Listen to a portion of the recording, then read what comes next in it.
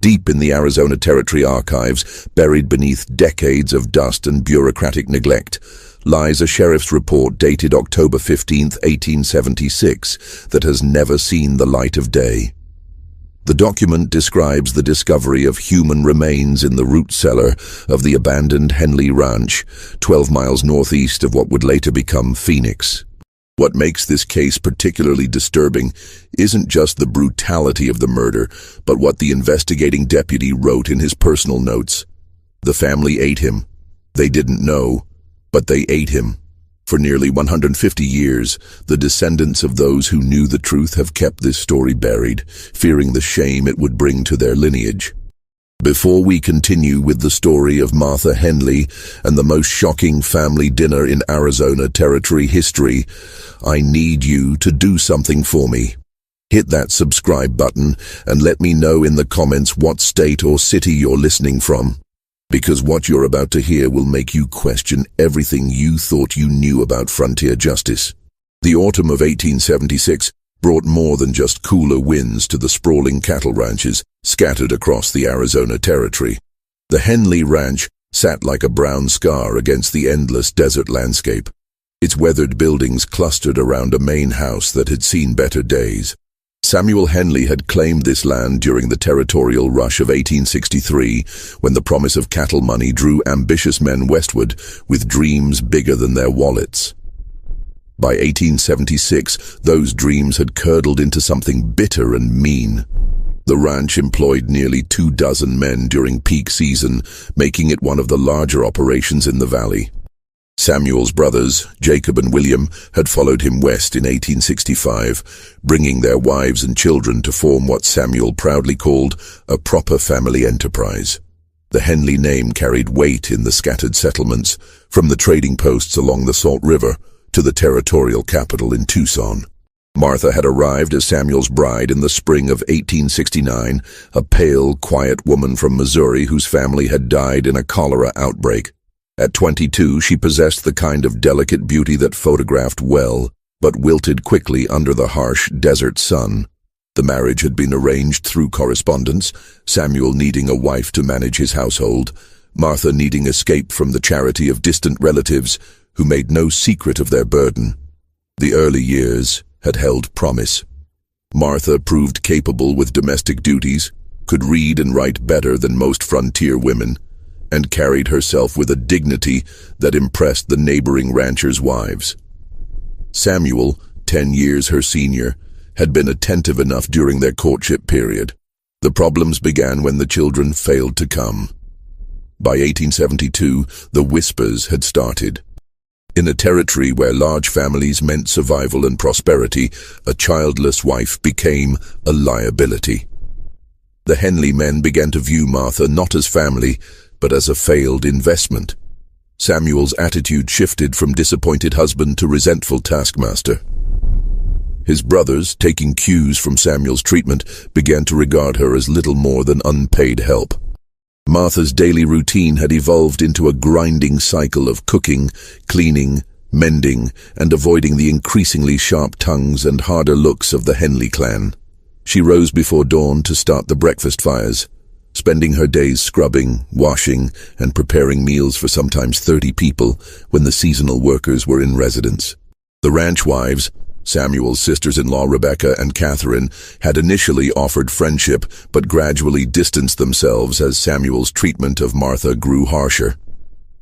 The Arizona Territory in 1876 was still largely lawless despite territorial government efforts.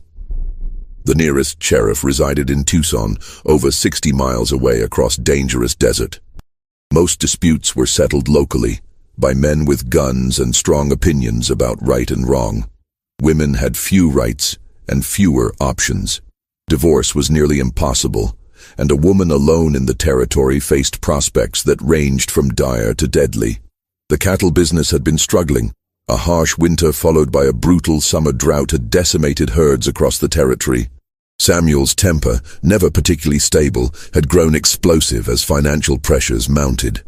He drank more heavily, gambled at the quarterly cattle auctions, and brought home stories of neighboring ranchers who'd struck it rich while the Henley operation barely broke even. Martha absorbed the blame for everything from failed pregnancies to failed harvests. If the bread burned, it was because she was useless. If the cattle prices dropped, it was because God was punishing Samuel for his barren wife. The brothers echoed these sentiments, creating an atmosphere of constant criticism and casual cruelty that wore Martha down like water on stone. The territory's isolation compounded every problem. Mail came sporadically, visitors were rare, and the closest neighbors lived 8 miles away. Martha had no confidants, no allies, no escape routes. She existed in a bubble of masculine hostility, her world narrowed to the ranch buildings and the endless cycle of thankless labor. As 1876 progressed, Samuel's violence had escalated beyond mere verbal abuse. What had begun as rough handling during arguments had progressed to outright beatings. Martha learned to read the signs. The set of his shoulders when he'd been drinking, the particular way he looked at her when the ranch accounts weren't balancing, the dangerous silence that preceded his worst rages. The night of October 3rd, 1876, began like many others that autumn, with Samuel returning from the saloon in nearby Wickenburg, carrying the familiar combination of alcohol fumes and barely contained rage. The quarterly cattle auction had been a disaster. Prices were down nearly 40% from the previous year, and Samuel had watched neighboring ranchers celebrate deals, while his own stock attracted only lowball offers from opportunistic buyers. Martha was in the kitchen, cleaning the last of the supper dishes by lamplight, when she heard the heavy footsteps on the porch. She didn't look up as Samuel entered, focusing instead on the tin plate in her hands. Experience had taught her that direct eye contact during his drinking moods only provided an excuse for confrontation. Worthless, Samuel muttered, his voice thick with whiskey and disappointment. Absolutely worthless. Martha continued washing, her movements careful and quiet. Sometimes ignoring his initial provocations allowed the mood to pass. Sometimes, "You hear me talking to you?" Samuel's voice rose, taking on the dangerous edge she'd learned to fear. "I hear you, Samuel," Martha replied quietly, still not turning around. "Look at me when I'm talking to you." Martha set down the plate and turned slowly. Samuel stood swaying slightly in the doorway, his face flushed with drink and anger. Behind him, she could see Jacob and William settling onto the porch with their own bottles, their wives having taken the children to bed hours earlier. 12 years, Samuel said, his words coming out in a slurred growl. 12 years I've kept you fed and housed. 12 years of nothing. No children. No luck. Nothing but a useless woman eating my food and wearing my clothes. Martha said nothing. She'd learned that responses only fueled his anger. The Henderson's wife, she's got 6 children. 6. The youngest, not even 2 years old. Mrs. Patterson, she's carrying her 8th. Samuel took a step closer, and Martha could smell the whiskey on his breath, mixed with the tobacco and sweat that always clung to his clothes. But my wife gives me nothing but empty rooms and empty hopes. Samuel, please, Martha whispered. The men can hear. Let them hear, Samuel roared, his hand suddenly striking out to grab Martha's wrist. Let them all hear about Samuel Henley's worthless wife. His grip was iron tight, and Martha gasped as his fingers dug into her flesh. Through the open door she could see Jacob and William watching with the casual interest of men observing a familiar show. You cost me money, you know that? Samuel's voice dropped to a hiss. No children means no extra hands, no sons to help with the ranch. No daughters to marry off for alliances. You're worse than useless. You're expensive useless. Martha tried to pull away, but Samuel's grip only tightened. Samuel, you're hurting me. Hurting you? Samuel laughed, a sound like broken glass. Lady, you don't know what hurt is. But maybe it's time you learned. The first blow caught Martha across the face with such force that she stumbled backward, her hips striking the edge of the kitchen table. The sharp corner sent a spike of pain through her side, but before she could recover, Samuel was on her again. This is for 12 years of disappointment, he snarled, his fist connecting with her ribs. This is for making me look like a fool in front of every rancher in the territory. Martha tried to shield herself with her arms, but Samuel was a big man made strong by years of ranch work. Each blow landed with devastating force, driving the air from her lungs and sending waves of agony through her body. "Samuel, stop," she gasped, tasting blood in her mouth. "Stop." Samuel grabbed her by the hair, yanking her head back to look into his face. His eyes held a wild gleam that terrified her more than the physical pain. "I should have stopped 12 years ago. Should have left you in Missouri to rot with the rest of your worthless family." He released her hair only to backhand her across the mouth, the force of the blow splitting her lip and sending her sprawling to the floor. Martha lay there gasping, her vision blurred by tears and pain, dimly aware of laughter from the porch. "Look at her, boys," Samuel called out to his brothers. "Look at the great Martha Henley now." Through the doorway, Martha could see Jacob and William watching with amusement. Jacob raised his bottle in a mock toast. "Maybe now she'll learn her place, Sam. About time someone put her in it," William added, his laughter echoing in the desert night. Samuel looked down at Martha with disgust. "Get up," he ordered. Martha tried to rise, her movements slow and painful. Her ribs screamed with each breath, and she could feel blood trickling from her split lip. But she managed to get to her knees, then shakily to her feet. "That's better," Samuel said with satisfaction. "Now maybe you'll remember what happens when you disappoint me." But as Martha stood there swaying and bleeding, something inside her shifted. The fear was still there, but underneath it, like a coal buried in ash, burned something else. Something that had been growing through 12 years of humiliation and abuse, fed by every cruel word and casual blow. Samuel turned away, apparently satisfied with the evening's work. He headed toward the door, probably planning to rejoin his brothers for more drinking and more stories about his useless wife. He never saw Martha's hand close around the handle of the carving knife that lay on the kitchen table. The blade was 8 inches of carbon steel, kept sharp for Sunday roasts and holiday preparations. It had carved countless meals for the Henley family, had been Martha's constant companion through years of domestic service. Now it felt different in her grip, not like a tool, but like an answer. "Samuel," Martha called softly. He turned, probably expecting another apology or plea. Instead, he found himself face to face with a woman he no longer recognized. Martha's swollen face was set in an expression of terrible calm, and the knife in her hand caught the lamplight like a promise. "Martha, what the hell?" Samuel began, but the words died in his throat as he finally understood what he was seeing. The moment stretched between them like a held breath. Samuel's alcohol-dulled reflexes fought to process the transformation before him. This wasn't the cowering woman he'd been beating for the past 12 years. This was something else entirely, something that made his drunk confidence evaporate like morning dew in the desert sun. "Put that down," Samuel said, his voice losing its earlier bluster. "Martha, put that knife down right now." But Martha didn't move. She stood there holding the blade, her swollen face a mask of years of accumulated rage, finally finding focus. Blood from her split lip had dripped onto her apron, creating small, dark stains that seemed to multiply in the flickering lamplight. 12 years, Martha said quietly, her voice steady despite her injuries. 12 years of your fists, 12 years of your brother's laughter, 12 years of being told I'm worthless. Now, Martha, you're upset. I understand that, but do you? Martha interrupted, taking a small step forward. The knife remained steady in her grip. Do you understand what it's like to wake up every morning knowing that the people who are supposed to care for you see you as nothing more than an object to blame for their failures? Samuel's eyes darted toward the door, where his brothers' voices could still be heard. But something in Martha's expression warned him against calling for help. This felt like a moment balanced on a knife's edge, literally, and any sudden movement might tip it toward violence. I've been a good wife, Martha continued, her voice growing stronger. I've cooked your meals, cleaned your house, mended your clothes, and never once complained about the life you've given me. And what have I gotten in return?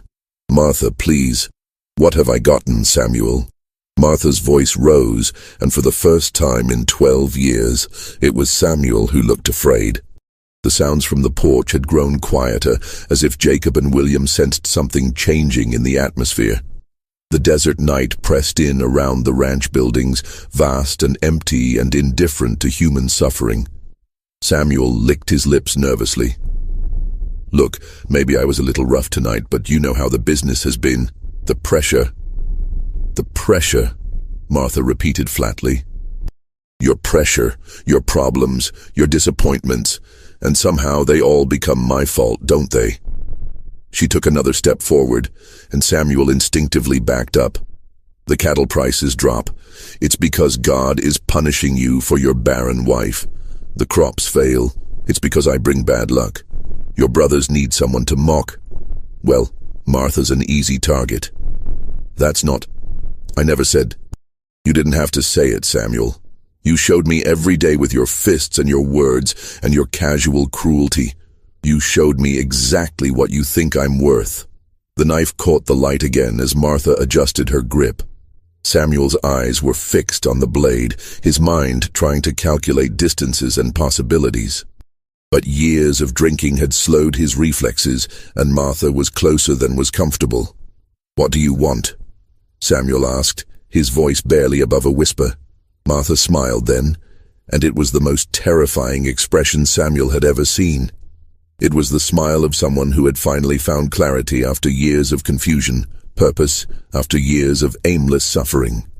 "I want to show you what worthless really looks like," she said.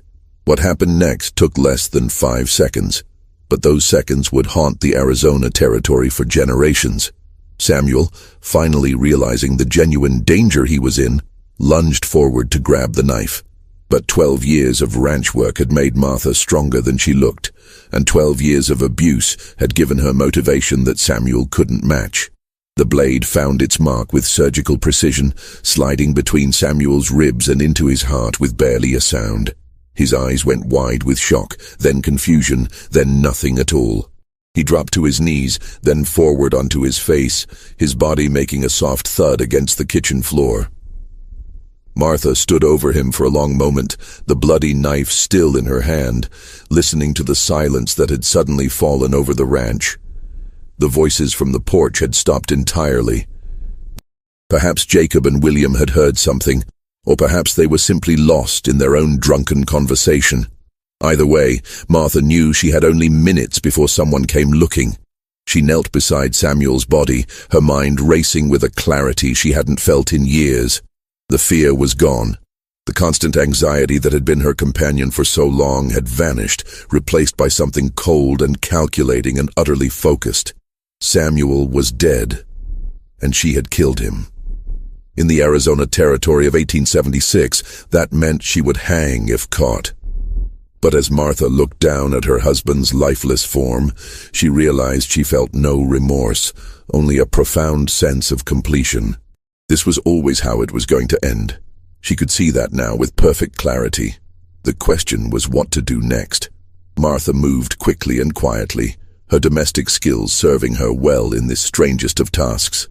She dragged Samuel's body toward the root cellar entrance, using an old quilt to muffle any sounds.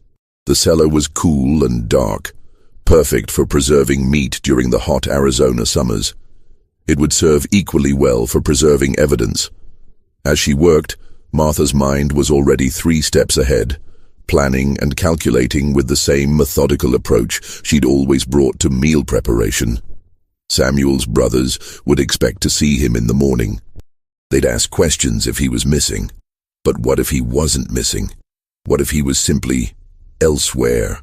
A plan began to form in Martha's mind, brilliant in its simplicity and terrible in its implications. She looked at Samuel's body, then at the large cutting block where she'd prepared countless meals for the Henley family. For the first time in 12 years, Martha Henley smiled with genuine happiness. The brothers would learn what worthless really meant. They would all learn.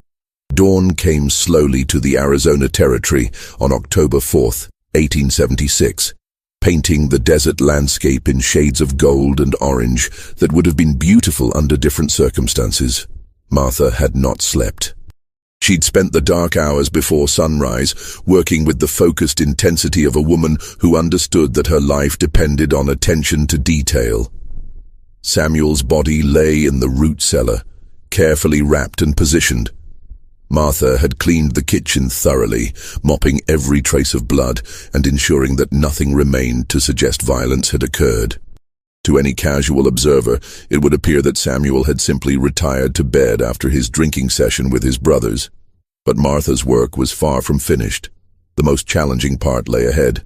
She began her preparations at first light, starting with the large stock pot that she normally used for cooking stews for the ranch hands. The pot was black iron, seasoned with years of use and large enough to serve 30 men. Today it would serve a different purpose entirely. Martha built up the fire in the kitchen stove, feeding it with oak logs that would burn hot and clean. The temperature needed to be perfect, hot enough for her purposes, but not so hot as to attract unwanted attention from anyone passing near the kitchen. She worked with the practiced efficiency of someone who had managed a ranch kitchen for over a decade. From the root cellar, she retrieved what she needed, carrying it in manageable portions. Her domestic skills, honed by years of preparing game that Samuel and his brothers brought back from hunting trips, served her well. She'd butchered deer, elk, and wild boar. The technique was the same, only the stakes were infinitely higher. Martha worked methodically, her mind focused entirely on the task at hand. She separated usable portions from waste, setting aside what could be prepared and disposing of what could not. The bone and gristle went into burlap sacks that she would later bury in the desert. The usable meat went into the preparation area she'd set up on the kitchen's main work table. By mid-morning, Jacob and William were stirring in their beds, no doubt nursing hangovers from the previous night's drinking. Martha could hear movement from their rooms, the familiar sounds of the Henley men beginning another day. Soon they would be looking for breakfast, and they would ask about Samuel. Martha was ready for them. She had prepared a story as carefully as she'd prepared everything else. Samuel had risen early, she would tell them, complaining of restlessness after the disappointing cattle auction. He'd announced his intention to ride into Wickenburg to speak with other ranchers about pooling resources for a trip to the California markets. Such a journey would take several days, possibly longer if he decided to continue to San Francisco to investigate Pacific shipping options. The story was plausible because it contained elements of truth.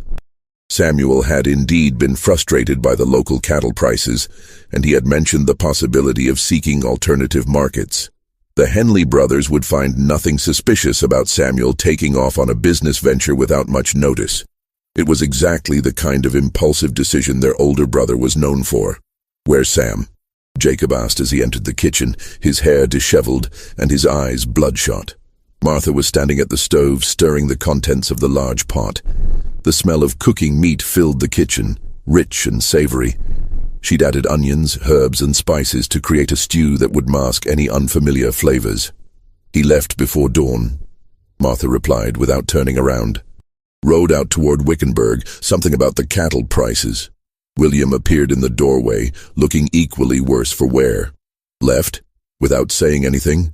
You know how he gets when he's got business on his mind," Martha said, ladling the stew into bowls.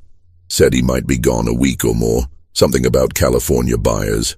The brothers exchanged glances, but seemed to accept the explanation. Samuel's mercurial nature was legendary, and his business dealings often took unexpected turns. They settled at the kitchen table, grateful for hot food and strong coffee to combat their hangovers. "This is good," Jacob said after tasting the stew. "What kind of meat is this?" Martha felt her heart skip a beat, but her voice remained steady. "Wild boar," she said. "Samuel brought it back from that hunting trip last month. I've been saving it in the root cellar." "Doesn't taste like boar," William observed, taking another spoonful. "I prepared it differently this time," Martha replied. "Used some new spices I got from that traveling merchant. Thought it might improve the flavor." The brothers seemed satisfied with this explanation and continued eating. Martha busied herself with cleaning, fighting to keep her hands steady as she watched Samuel's brothers consume their morning meal with obvious enjoyment. "Sam say when he'd be back?" Jacob asked. He wasn't sure. Depends on what he finds in California. Could be 2 weeks, could be longer. This news didn't seem to trouble the brothers particularly.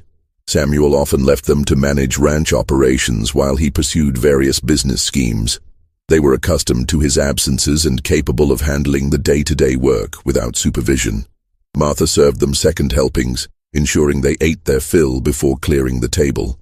She disposed of the leftover stew by claiming she would save it for the evening meal, but in reality, she buried it deep in the desert where scavengers would make quick work of any evidence. Over the following days, Martha maintained the fiction of Samuel's absence with careful attention to detail. She intercepted the mail, claiming that Samuel had instructed her to handle correspondence while he was away. She deflected questions from neighboring ranchers by explaining that Samuel was exploring new business opportunities in California. The deception was made easier by Samuel's own reputation for impulsive business ventures and extended absences. The Arizona Territory in 1876 was a place where men often disappeared for weeks at a time, chasing opportunities or avoiding debts. Samuel's absence, while notable, was not unprecedented, but Martha knew that the deception could not last indefinitely. Eventually, people would begin asking harder questions.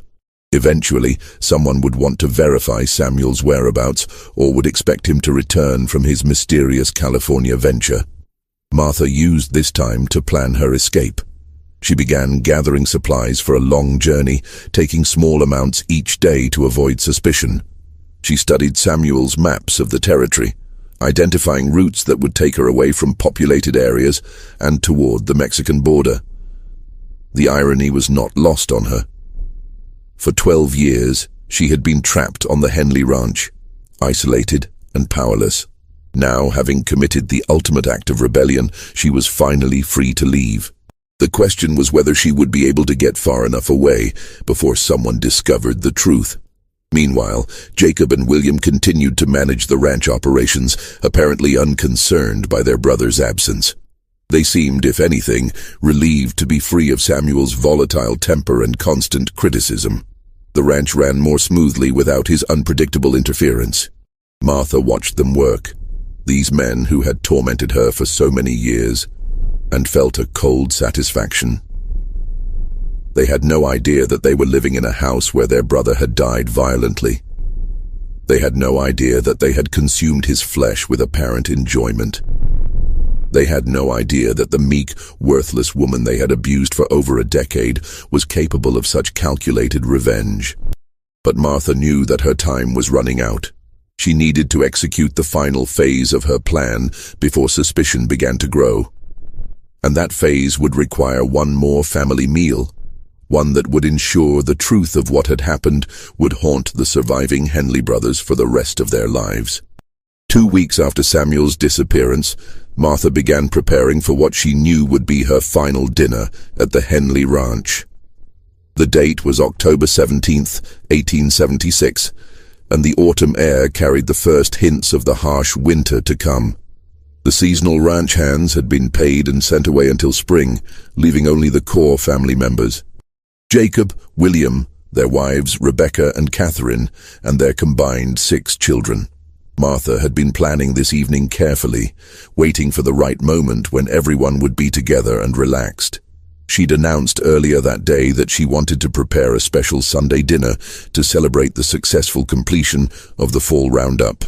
The family had gathered in the main dining room, a rare occurrence that Samuel had typically reserved for holidays and special occasions. "This is quite a feast, Martha," Rebecca said, surveying the elaborate spread that Martha had prepared. The table groaned under the weight of roasted meat, fresh bread, vegetables from the kitchen garden, and even an apple pie made from fruit she'd preserved earlier in the season. "I wanted to do something special," Martha replied, her voice carrying none of the nervous tension she felt inside. "With Samuel away on business, I thought we should take time to appreciate what we have here." Catherine nodded approvingly. "It's been too quiet," without Sam's voice booming through the house. This feels more like a proper family gathering. The children, ranging in age from 4 to 15, chattered excitedly about the unusual bounty. Ranch life typically meant simple meals focused on sustenance rather than flavor. Martha's elaborate dinner was a welcome departure from their usual fare. Jacob carved the roast, a large cut of meat that Martha had prepared with particular care. She'd seasoned it with herbs from her garden and cooked it slowly to ensure tenderness. The meat was dark and rich, with a flavor that was somehow both familiar and unusual.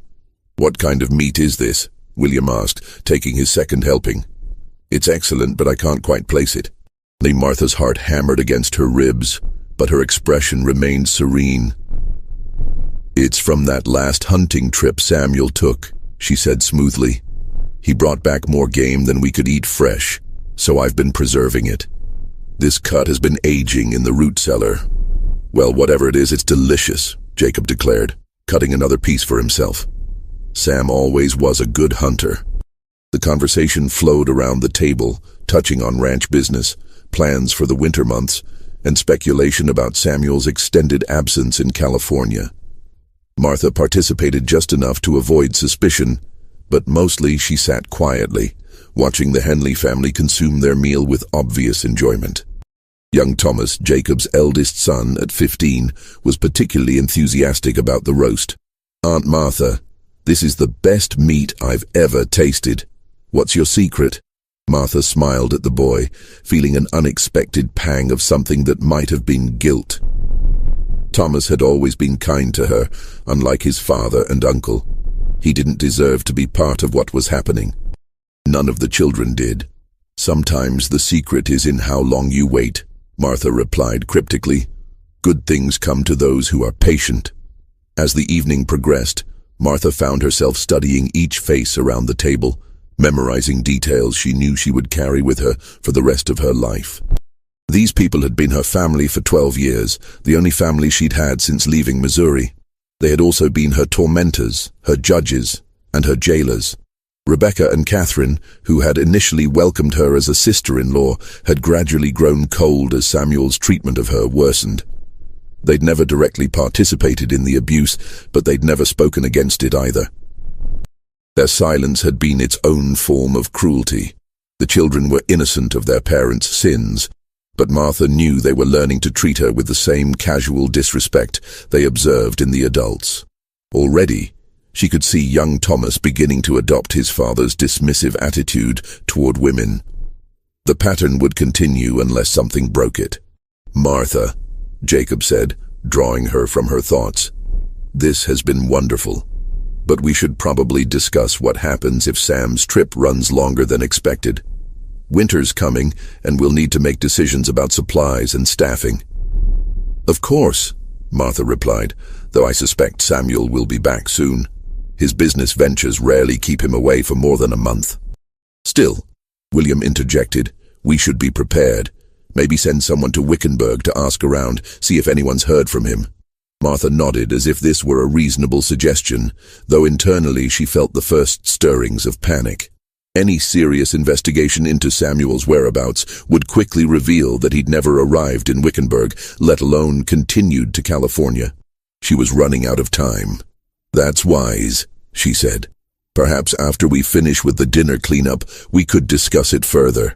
But Martha had no intention of participating in any such discussion. After dinner, she would disappear into the desert night, leaving behind a letter that would explain everything the Henley family needed to know about their final meal together. She'd already written the letter, sealing it in an envelope and placing it where it would be found after her departure. The words had been chosen carefully, calculated to inflict maximum psychological damage while providing enough truth to satisfy any official investigation. As the family continued their meal, laughing and talking around the table, Martha excused herself periodically to check on the kitchen. During these brief absences, she gathered the supplies she'd hidden for her escape: water, dried food, warm clothing, and what little money she'd been able to save over the years. Her horse was saddled and waiting in a grove of mesquite trees a half-mile from the ranch house. She'd moved her supplies there earlier in the day, piece by piece, ensuring that everything was ready for a quick departure. "Martha, you've outdone yourself," Catherine called from the dining room. "This meal is absolutely wonderful. The children are already asking if you'll make it again." "I'm so glad you're enjoying it," Martha called back, securing her traveling pack and checking the contents one final time. Everything was there. Food, water, clothes, money, and the small pistol she'd taken from Samuel's gun cabinet.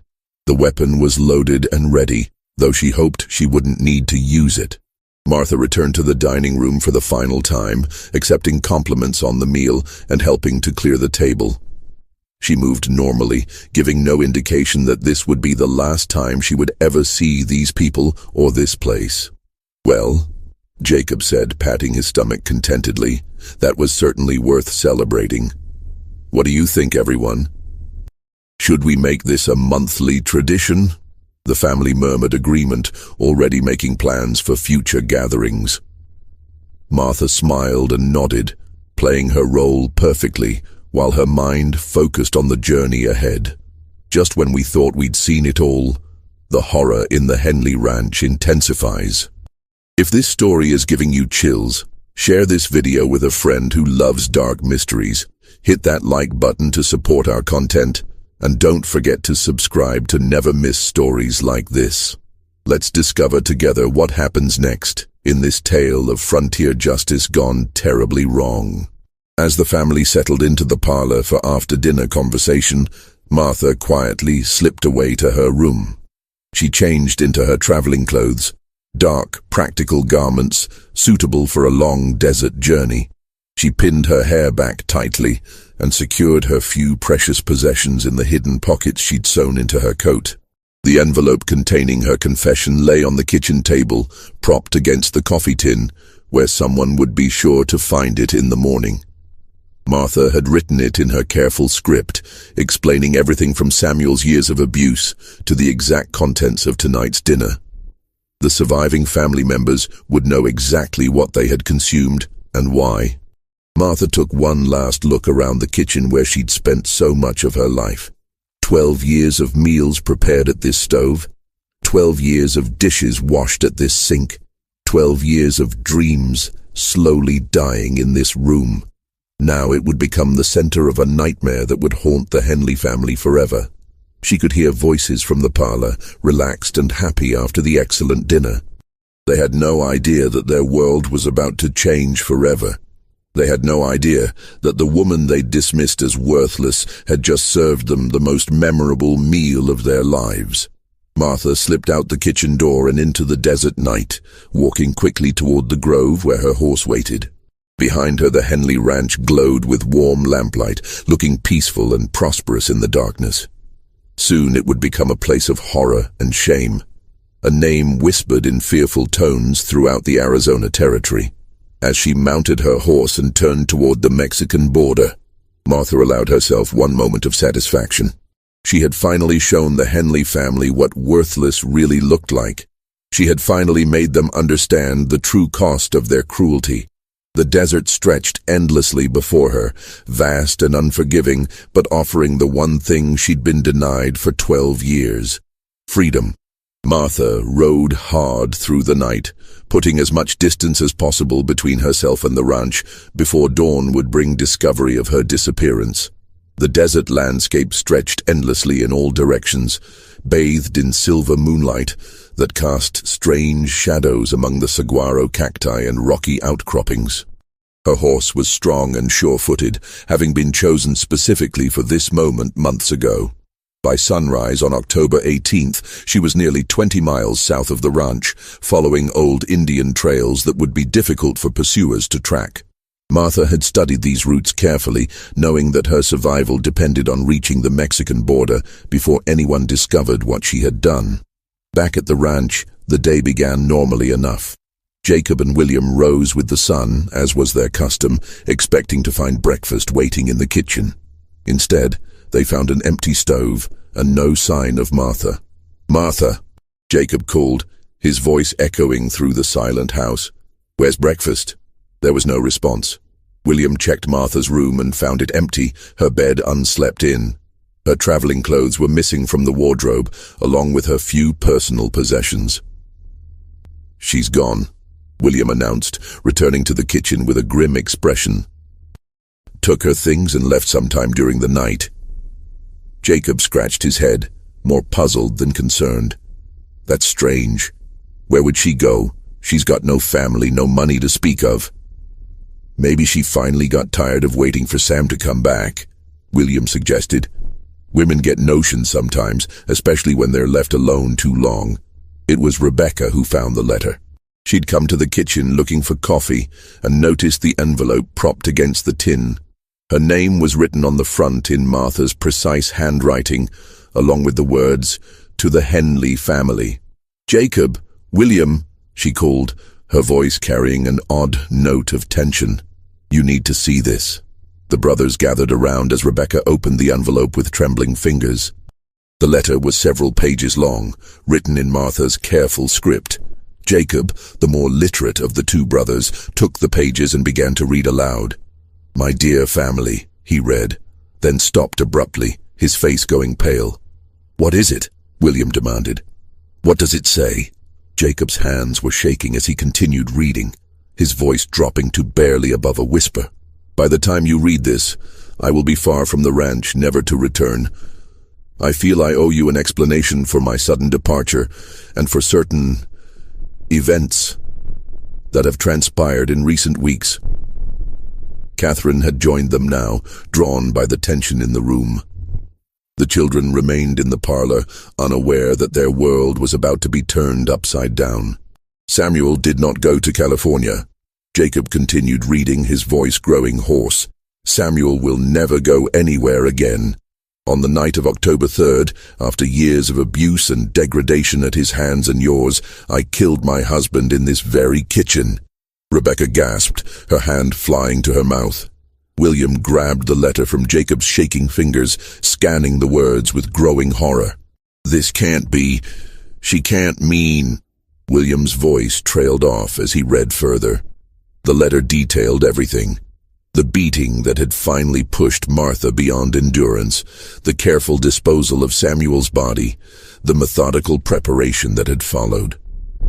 But it was the final paragraph that would haunt the surviving family members for the rest of their lives. "The roast you enjoyed so thoroughly at last night's dinner," William read in a strangled voice, "was prepared from Samuel's remains. You have consumed your brother, your husband, your father. You told me I was worthless for 12 years. I wanted to show you what worthless truly means. You treated me like an animal, so I treated Samuel like one. May you remember the taste for the rest of your lives. Martha Henley." The letter dropped from William's nerveless fingers, fluttering to the kitchen floor like a dead bird. For a long moment, nobody spoke. The only sounds were the ticking of the mantel clock and Rebecca's sharp, panicked breathing. Then Catherine began to retch. She made it to the sink before her stomach emptied itself violently, the remnants of last night's dinner spattering against the basin. The sound triggered a chain reaction. Rebecca followed suit, then William, their bodies rejecting the knowledge of what they had consumed, even as their minds struggled to process the horror. Jacob stood frozen, his face a mask of shock and revulsion. Of all the brothers, he had been the most vocal in his criticism of Martha, the most creative in his cruelties. Now, the full weight of her revenge was settling on him like a physical blow. Young Thomas appeared in the kitchen doorway, drawn by the sounds of distress. "Pa, what's wrong? What's happening? What's—" Jacob turned to his son, and Thomas stepped back in alarm at the wild look in his father's eyes. How could he explain this to his children? How could he tell them that they had eaten their uncle, that the woman who had cooked their meals for years had served them human flesh? "Get the children," Jacob said hoarsely to his wife. "Get them out of this house. Now." "But Jacob, what? Now?" Jacob roared, his composure finally cracking completely. Rebecca hurried from the room, gathering the confused children and shepherding them toward the door. Their questions went unanswered as the adults struggled to cope with the magnitude of what they had learned. William was the first to regain some semblance of control. "We have to find Samuel's body," he said, his voice hollow. We have to bury him properly." The search of the ranch buildings began immediately. They started with the root cellar, where Martha had indicated she'd hidden the remains. What they found there would provide the final, horrifying confirmation of Martha's confession. Wrapped in old quilts and stored like sides of beef, they discovered what was left of Samuel Henley. The body had been systematically butchered with the skill of someone intimately familiar with meat preparation. The missing portions corresponded exactly with what the family had consumed over the previous 2 weeks. Jacob vomited again at the sight, his body convulsing with a combination of physical revulsion and psychological trauma. William fared little better, tears streaming down his face as he looked at his brother's remains. "Dear God," William whispered. What kind of monster was she? But even as he spoke the words, William knew the answer. Martha hadn't been born a monster. She'd been created by years of systematic cruelty and abuse. The Henley family had made her into something capable of unspeakable revenge, and now they were reaping what they had sown. The implications of the discovery were staggering. They would have to contact the territorial authorities, report Samuel's murder, and explain how his killer had escaped into the desert. But more immediately, they faced the psychological devastation of knowing what they had done. The children would have to be told something, though perhaps not the full truth. The neighbors would ask questions that would be impossible to answer honestly. The Henley name, once respected throughout the territory, would become associated with horror and shame. But perhaps most crushing of all was the knowledge that Martha's revenge was perfect in its completeness. She had not simply killed Samuel. She had forced his family to participate unwittingly in the desecration of his body. She had made them accomplices in their own degradation. As the sun climbed higher in the Arizona sky, the full scope of Martha's vengeance became clear. She had not just murdered her abusive husband. She had destroyed the entire Henley legacy with surgical precision. The family would never recover from this blow, never escape the knowledge of what they had consumed in their moment of familial celebration.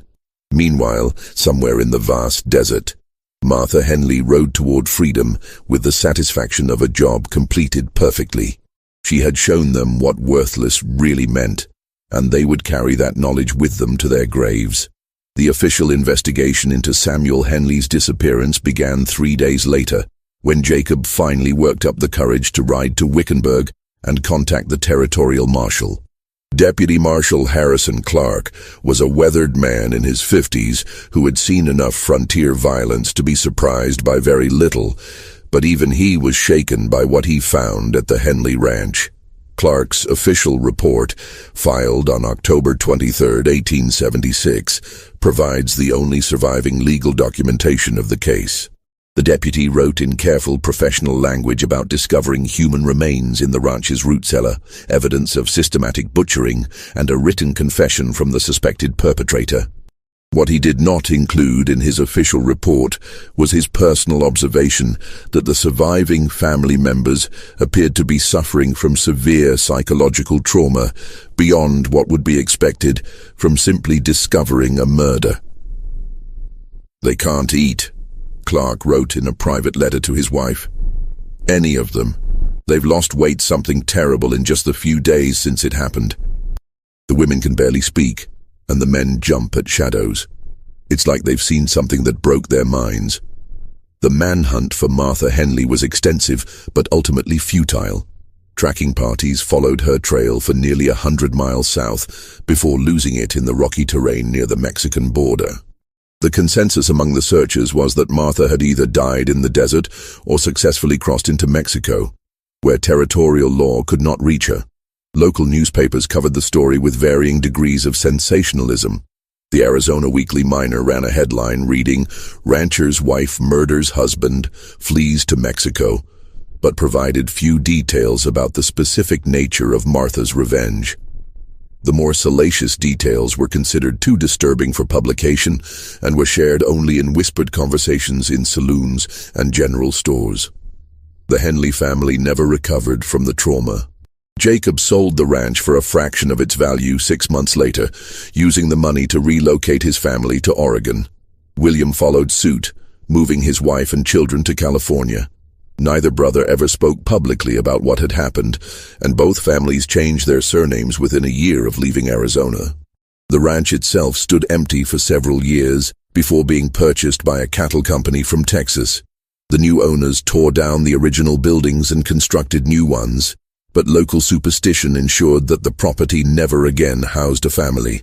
It remained a commercial operation, staffed by seasonal workers who were not told about the land's history. Martha Henley was never seen again in the Arizona Territory. Various sightings were reported over the years, a woman matching her description working as a seamstress in Tucson, another running a boarding house in Tombstone, but none were ever confirmed. The official conclusion was that she had died in the desert during her flight, though her body was never found. However, there exists one tantalizing piece of evidence that suggests Martha may have survived her escape. In 1889, 13 years after the murders, a package arrived at the Wickenburg post office addressed to the people of Arizona Territory. Inside was a daguerreotype photograph of a middle-aged woman standing in front of what appeared to be a small house or shop. On the back, written in a familiar hand, were the words, "Some things are worth the wait. M.H." The photograph was turned over to territorial authorities, but by then the case was considered closed, and the surviving Henley family members had long since disappeared into anonymity. The image was filed away and eventually lost, leaving only a brief mention in the postal records to suggest that Martha Henley might have lived to see the new century. The psychological impact of Martha's revenge extended far beyond the immediate family. Word of what had happened spread throughout the territory, despite efforts to suppress the details, creating a cautionary tale that influenced how frontier families treated their women. Several documented cases exist of abusive husbands being confronted by neighbors or local authorities with warnings about ending up like Samuel Henley. The case also had a lasting impact on territorial law enforcement. New protocols were established for investigating domestic violence, and several jurisdictions began appointing women as informal advocates for wives in troubled marriages. While these changes came too late to help Martha, they represented a recognition that the existing system had failed catastrophically. Dr. Margaret Steinberg, a researcher at Arizona State University who studied frontier domestic violence in the 1960s, wrote extensively about the Henley case. In her 1967 book, Hidden Violence, Women and the Western Frontier, she argued that Martha's extreme response was the inevitable result of a system that provided no legal recourse for abused women. Martha Henley was not born evil, Dr. Steinberg wrote. She was created by a society that valued cattle more than women, that considered wives property rather than people. Her revenge was horrific, but it was also perfectly calculated to exploit the deepest fears and taboos of the culture that had brutalized her. The ranch property changed hands several more times over the decades, eventually becoming part of a larger development as Phoenix expanded into the surrounding desert. Today, the location where the Henley Ranch once stood is occupied by a shopping center, its tragic history unknown to the thousands of people who pass through daily. But in the archives of the Arizona Historical Society, carefully preserved in acid-free folders, the original documents from the case remain available to researchers.